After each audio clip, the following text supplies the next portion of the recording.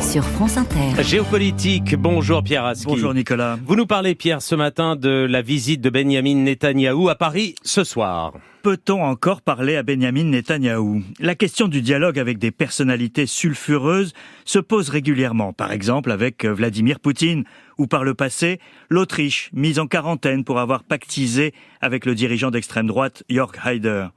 Personne ou presque n'a encore osé appeler au boycottage de Benyamin Netanyahou, et il arrive d'ailleurs ce soir à Paris pour des entretiens avec Emmanuel Macron.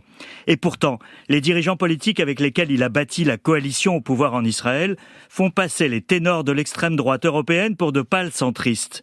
En Israël, la question inquiète par avance. Le gouvernement cherche à désamorcer le possible isolement diplomatique produit par le virage pris par l'État hébreu.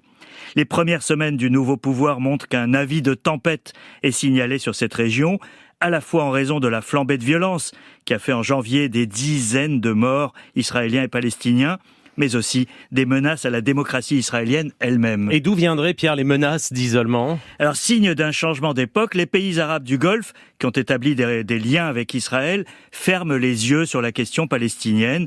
Leurs liens sécuritaires sont plus importants.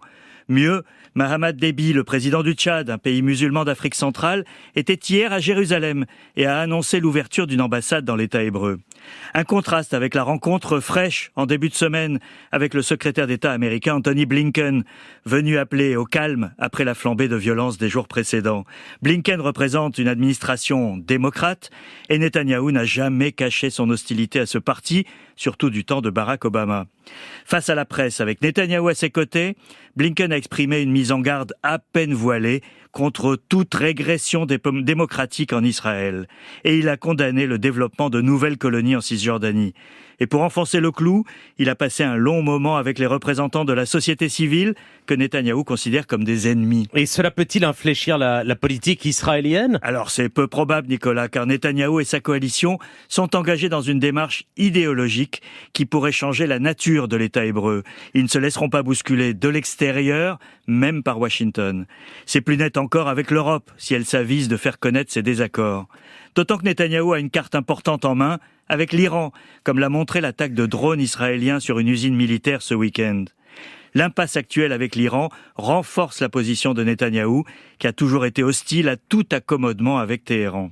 Le grain de sable dans la posture du dirigeant israélien, c'est le risque d'explosion des Palestiniens, oubliés de tous, et que l'absence du moindre espoir conduit vers la violence. Les alliés occidentaux d'Israël peuvent-ils dire le droit en Ukraine et l'ignorer en Palestine ? La question du niveau des relations peut dès lors se poser. Peut-on encore parler à Netanyahou si sa coalition donne le coup de grâce à toute perspective de paix ?